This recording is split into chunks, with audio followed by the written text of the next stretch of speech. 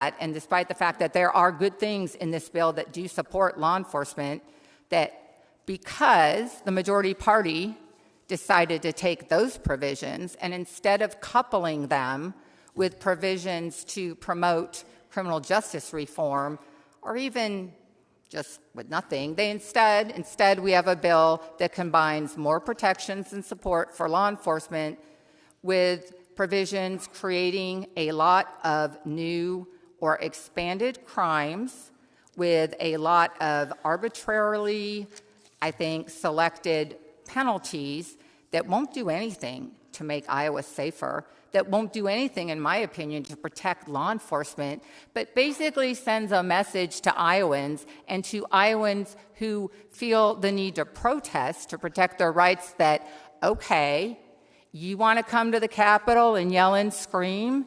You want to stand on a sidewalk and ask for justice?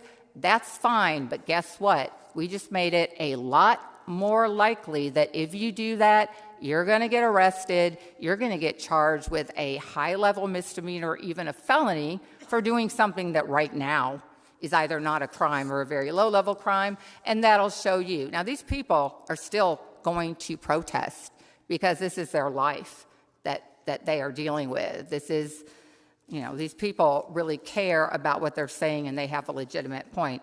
But we're just making sure that they are severely punished for that. I just want to quickly go through a few of the crimes that are created in this bill.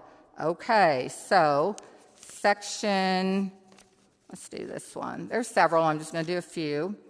Section 21 of the bill on page 14 makes it a crime for a person to operate a bicycle or to be a pedestrian anywhere on I-80. That includes the shoulder of the highway. And unlike other parts of that code section that say what it's illegal to do on a highway, which include exceptions for emergencies or transient circumstances, this provision does not. So if your car breaks down and you need to walk to the nearest exit in order to find help, you are now committing a crime. If you decide to ride your bicycle from DeWitt to, from Davenport to Iowa City and take I-80, which, whether or not that's safe or not, I don't know. But if you do it, you are now committing a crime. I assume this was aimed at protesters who walk on a highway, but it sure ends up encompassing all sorts of people doing things which should not be criminal, but now it is. Section 23 of the bill. Currently, if you yell rude things at someone, that's not good, and it's a crime. It is a simple misdemeanor harassment.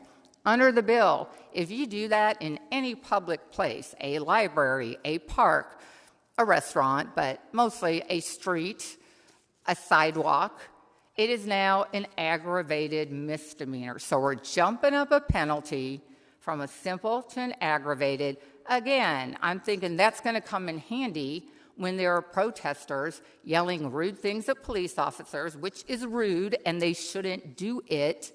And right now it is a simple misdemeanor, and they could be charged.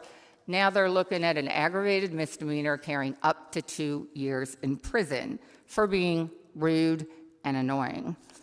Also, Section 24 of the bill. If you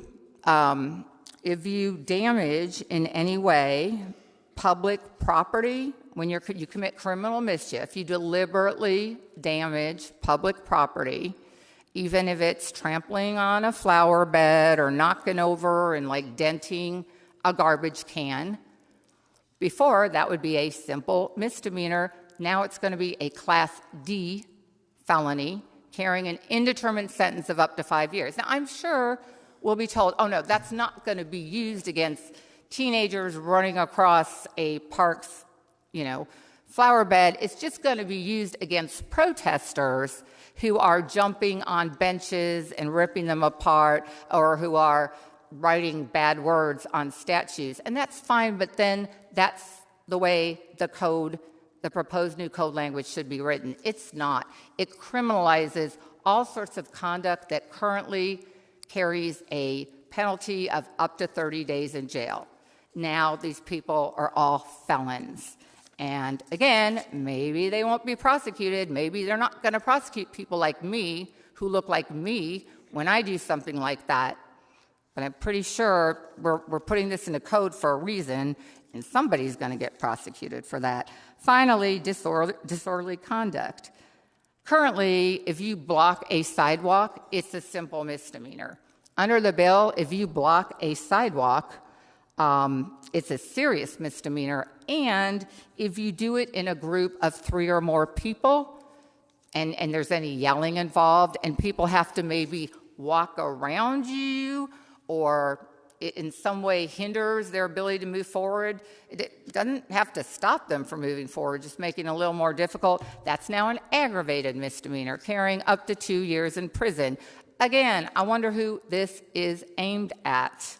Probably not the kid who sets their lemonade stand up and it kind of butts into the sidewalk and people have to kind of go around it. I don't think those people are going to be charged with this new crime. So again, I really wish that we had the mandatory, required by law correctional impact statement, because I am sure that would tell us that all of these new crimes are going to have an extremely disparate impact on Iowans of color, because all of these crimes already have a disparate impact, and now we're racketing up the sanctions. So again, there are so many good things. Well, there are some good things in the bill. And again, like everyone else in this chamber, I support law enforcement. The point is, once I talked to my sheriff and my chief, and I told them about some of these somewhat ridiculous, in my opinion, new crimes and new penalties,